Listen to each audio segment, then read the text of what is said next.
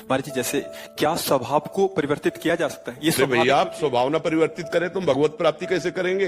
अरे भाग्य का परिवर्तन, स्वभाव का परिवर्तन, ये कोई खिलवाड़ का मार्ग थोड़ी, परमार्थ का मार्ग है। जो नर होए चराचर द्रोही, आवे सभे शरण तक मोही, तज छल कपट मोह मद माना, करो सत्य ते साध समाना। वृंदावन में बैठ के बोल रहे हैं, केवल ये राधा राधा जपे, आज के बाद अपने नियम का पालन करें, पीछे वाले को आग लगा देंगे। कैसी बात करते हो? हम किसी के बल से बोलते हैं, हम कोई प्रवचन थोड़ी केवल कर रहे हैं। और जीवन का परिवर्तन ना हो जाए, दिव्यता ना।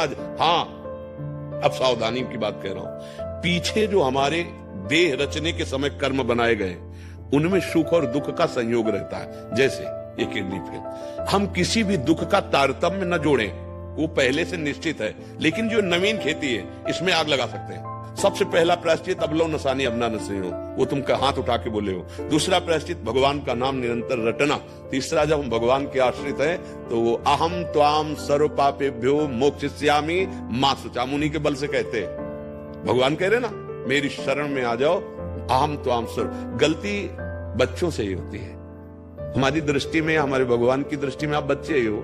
जब शुद्ध ज्ञान नहीं है तो चाहे 80 साल के हो, बच्चे ही तो हो। ये कौन खेल खेलता है? बच्चे ही तो खेलते। बच्चे अज्ञानी हो, अभी अज्ञानी, अब जग रहे हो, हम तुम्हारा सहयोग करते हैं। यहां आशीर्वाद मांगने की जरूरत नहीं। सतमार्ग में तुम चलो, जान की ताकत लगा देंगे। जो हमारे जीवन में जितना है, हम इसीलिए बैठे हैं, इसीलिए बोलते हैं। हमारा उद्देश्य केवल है कि हमारे देश, हमारी समाज समझे अध्यात्म किसे कहते हैं। नहीं, जाओ, तुम्हें डांट के भगा देंगे, फिर इसके बाद परिणाम देखना कि तुम्हारे जीवन का परिवर्तन होता है कि नहीं।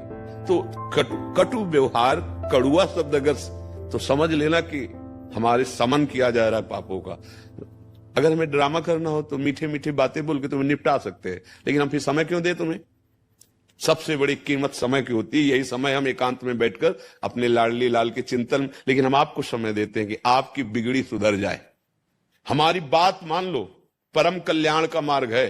बात मान लो, भगवान तुम्हारे साथ है। और क्षमा इसलिए कर दे कि हमारे बाप हैं वो, हम उनके अंश हैं। ये नहीं डरना कि अब हमारा क्या होगा। अगर हरि शरण में आ गए तो देखो, आप चरित्र पढ़ के देखो कि बड़े गंदे गंदे आचरण करने वाले महात्मा बन गए। चरित्र, हमारे भगवान ऐसे करुणामय न होना तो हम लोगों की बस नहीं है। कहां वो अव्यक्त अखिल ब्रह्मांडों के स्वामी, और कहा हम एक शरीर पे आसक्त जीव, भला उनको कैसे, पर उनकी कृपा से।